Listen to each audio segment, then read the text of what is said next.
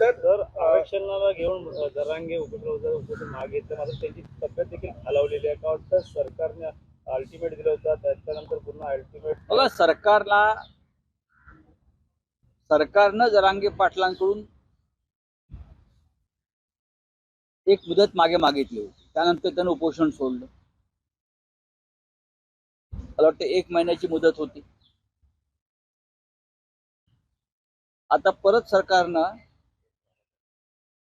हे उपोषण सोडण्यासाठी दुसरी मुदत मागितली. अण्णा हजारे जेव्हा भ्रष्टाचाराविरुद्ध आंदोलन करत होते, तेव्हा केंद्रातलं सरकार तेव्हाचं अण्णांकडून अशीच मुदत घेत होतं. आणि तेव्हा अण्णा हजारे यांच्या उपोषणामागे भारतीय जनता पक्ष होता, असा एक सार्वत्रिक गैरसमज होता. तसं मी आता आरोप कोणावरती करणार नाही, पण भ्रष्टाचार काय हटला नाही. उलट या सरकारच्या काळात तो जास्तच वाढलेला आहे देशात आणि राज्यात. पण जरांगे पाटलांचं उपोषण जे आहे हा एक वेगळा विषय आहे. संपूर्ण महाराष्ट्रातला मराठा समाज त्यांच्या मागे ठामपणे उभा आहे दिसत आहे. राजकारणातले काही मराठा नेते नसतील, पण सामान्य मराठा समाजाचा माणूस त्यांच्या मागे उभा आहे. गेल्या काही दिवसापासून त्याने जेव्हा नव्यानं उपोषण सुरू केलं, त्यानंतर त्यांची प्रकृती सातत्यानं खालावत आहे आणि हे उपोषण त्यांच्या जीवावर बेतू शकतं हे स्पष्ट झाल्यावरती आमच्या सगळ्यांची भावना होती. उद्धव ठाकरे हे त्यांच्याशी स्वतः बोलले. श्रीमंत छत्रपती शाहू महाराज तिथे येऊन गेले, त्यांना भेटून गेले आणि सगळ्यांचंच म्हणणं होतं की आपण आपल्या प्रकृतीला आणि जीवाला सांभाळा. काल परवा सर्वपक्षीय बैठक झाली, त्यातून काही निष्पन्न झालं नाही. आंदोलन वाढत गेलंय, चिघळत गेलं. पेटवापेटवी सुरूच राहिली. आमदार मंत्री यांना गावबंदी कायम राहिली. अखेर काल सरकारच्या वतीनं जे शिष्टमंडळ गेलं, त्यानंतर त्यांनी सरकारला जी मुदत दिलेली आहे पुन्हा 2 जानेवारी पर्यंत, त्यानंतर उपोषण मागे घेतलं. उपोषण जरी मागे घेतलं असलं तरी पेच कायम. हे कोणी पडद्यामागे राजकारण करते का या सगळ्या आंदोलनाचं? तो एक संशोधनाचा विषय. अजूनही सरकारकडून, म्हणजे महाराष्ट्र सरकारकडून कुणबी प्रमाणपत्र देण्याची गोष्ट लावण्यासाठी त्यांना वेळ हवाय. पण मराठ्यांना आरक्षण देण्यासाठी म्हणून जी घटना दुरुस्ती करणं गरजेचं आहे, त्यासाठी लोकसभेचं अधिवेशन बोलवून त्यात हा घटना दुरुस्तीचा प्रस्ताव ठेवावा लागेल आणि त्यासाठी भारतीय जनता पक्षाच्याच नेत्यांना पुढाकार घ्यावा लागेल. कारण मोदी हे प्रधानमंत्री आहेत, अमित शहा गृहमंत्री आहेत. याविषयी एकही भाजपचा नेता आणि महाराष्ट्राचे मुख्यमंत्री का बोलत नाहीत हा आमचा प्रश्न. विशेष अधिवेशनामध्ये किंवा डिसेंबरला सुरू होणाऱ्या हिवाळी अधिवेशनामध्ये या संदर्भातला एखादा प्रस्ताव मोदींचं सरकार आणणार आहे का, याच्यावरती या महाराष्ट्राला आणि महाराष्ट्रातल्या सकल मराठा समाजाला उत्तर मिळायला हवंय. या भाजपचे काही छोटे मोठे टिल्ले पोपटलाल बोलत या विषयावरती बोलतात. जरांगे पाटलांचे प्राण जावेत अशी त्यांची भूमिका होती. सर्वपक्षीय नेत्यांनी आवाहन केलं आणि सरकारला वाटलं हे प्रकरण आपल्या अंगलट येईल आणि अख्खा महाराष्ट्र त्यातून पेटेल, म्हणून त्यांनी काल जरांगे पाटलांना आश्वासन दिलंय आणि सध्या तूर्त हे उपोषण थांबवलंय. पण महाराष्ट्राची परिस्थिती गंभीर आहे, अस्थिर आहे आणि महाराष्ट्र खतखततो. तर याबाबत राष्ट्रपती असेल, पंतप्रधान असेल, यांना तुम्ही पत्र देणार का विशेष अधिवेशनासाठी, आणि या संदर्भात तुम्ही जाणार का, घेतणार का? एक लक्षात घ्या, आम्ही वारंवार ही मागणी करतो ना, पत्र कशाला द्यायला हवं? सरकारला कळत नाही. देवेंद्र फडणवीस हे एवढे चाणक्य आहेत, नरेंद्र मोदी अमित शहा चाणक्य आहेत, भाजपमध्ये चाणक्यांची फौजच आहे. त्यांना माहित नाही विशेष अधिवेशन बोलवल्याशिवाय किंवा येणाऱ्या अधिवेशनामध्ये हा प्रस्ताव आणल्याशिवाय हा विषय मार्गी लागणार नाही. जसं मागे आपण एक 5 दिवसाचे विशेष अधिवेशन बोलून महिलांविषयीचं विधेयक मंजूर करून घेतलं. तसाच हा विषय आहे. यासाठी आम्ही पत्र कशा करता लिहायला पाहिजे? सर हिंदी में जानना चाहेंगे, जरांगे पाटिल ने अपना उपोषण वापस लिया है, सरकार ने कुछ आश्वासन दिए हैं? देखिए, सरकार हमेशा आश्वासन ही देती, सरकार हमेशा आश्वासन ही देती। अन्ना हजारे जब अनशन पर बैठे थे भ्रष्टाचार के खिलाफ, तब बहुत से आश्वासन दिए थे, उसमें से एक भी पूरा हुआ क्या? अन्ना हजारे वहां के वहां है, उनके गांव में बैठे हैं अभी।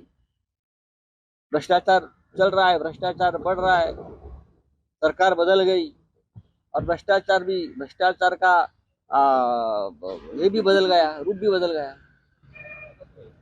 जरांगे पाटिल जी ने जो उपोषण कल छोड़ा है अनशन, उनकी वजह है कि उनको आश्वासन दिया गया, आश्वस्त किया गया कि मराठाओं को कुंडी प्रमाण पत्र दिया जाएगा और उनको आरक्षण मिलेगा।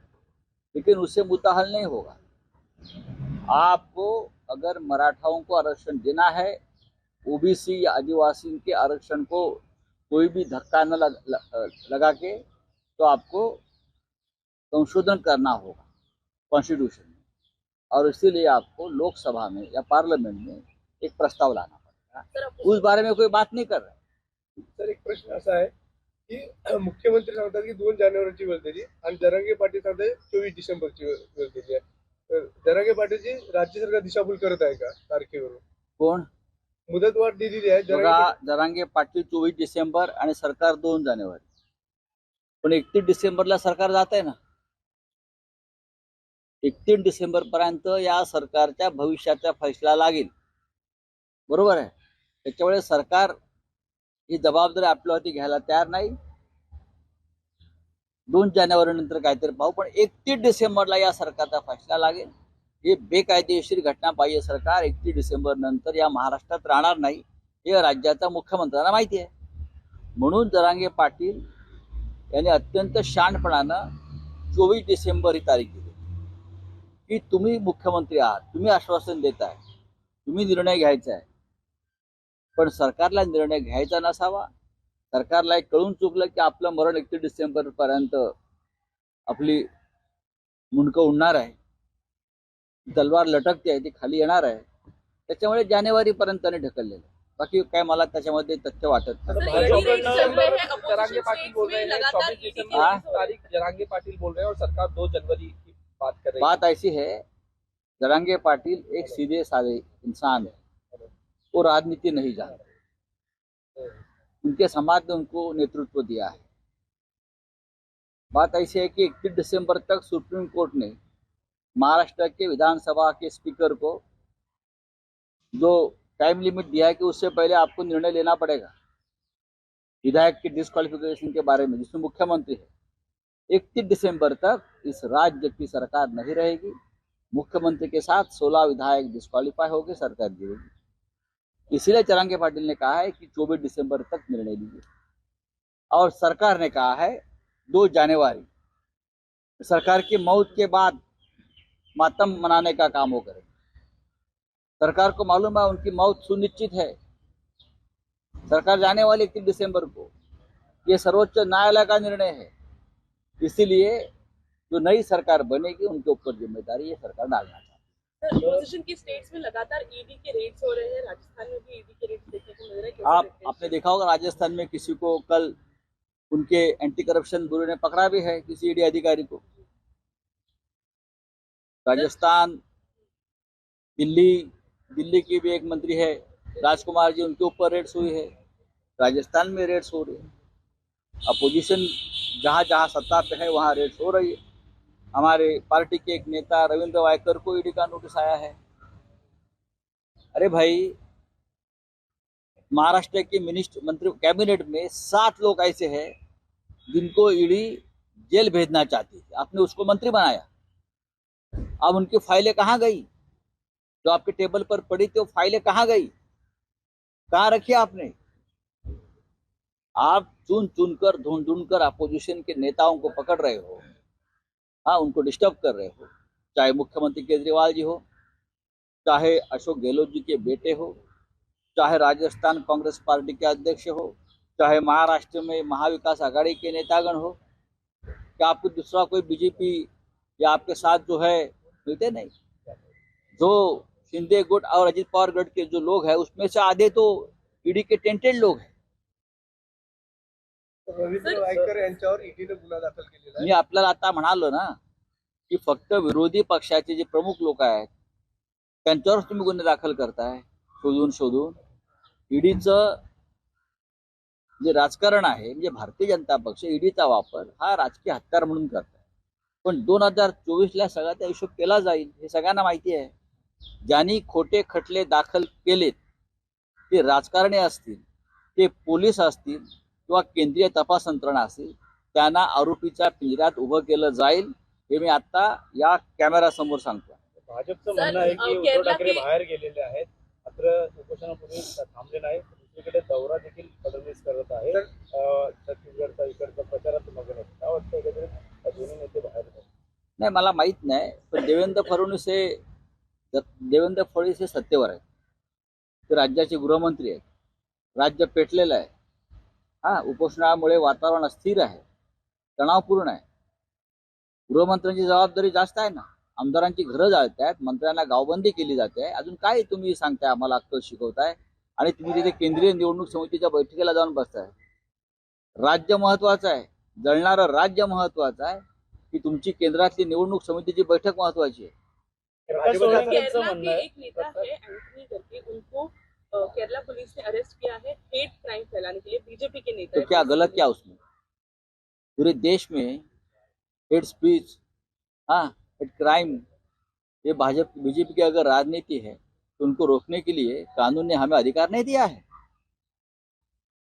सर, महुआ मोइत्रा कल एथिक्स कमेटी के सामने पेश हुई थी, उनका कहना है कि उनको इंडिसेंट पर्सनल सवाल एक पूछे महिला से किस प्रकार से बात करनी चाहिए, एक महिला को कैसा सम्मान देना चाहिए, ये अगर जो पार्लियामेंटेरियंस है जिनकी कमेटी बनती है उनको पता नहीं है, मुझे लगता है ये स्क्रिप्ट पहले से बना है। तर मुंबऱ्यामध्ये शाखा तोडण्यात आलेली आहे बुलडोजरच्या माध्यमातून। बुलडोजर आमचंही फिरेल केव्हा तरी, लक्षात घ्या। चलिए, लोकशाही मराठी ऐका, पहा, जागरूक रहा।